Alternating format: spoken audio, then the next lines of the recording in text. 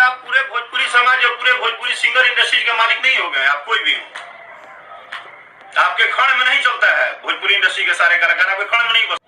राकेश मिश्रा भोजपुरी के एक उभरते हुए चमकीले स्टार हैं और वो अपने भोजपुरी इंडस्ट्री में सबसे ज़्यादा मशहूर अपना गाना राजा जी तनी जाई न बहारिया से मशहूर हुए हैं।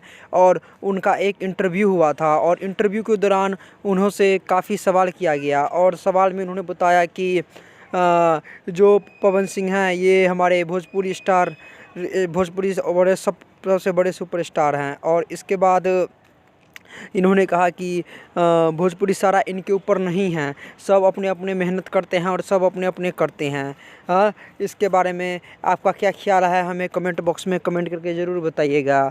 और आपका जो राकेश मिश्रा जी हैं ये हमारे भोजपुरी समाज के काफ़ी उभरते हुए कलाकार हैं, इसके बारे में आपका क्या ख्याल है। धन्यवाद। मिलते हैं हम नेक्स्ट वीडियो में और इस तरह से ही भोजपुरी से रिलेटेड के लिए हमारे चैनल को जरूर सब्सक्राइब कर लीजिए। धन्यवाद।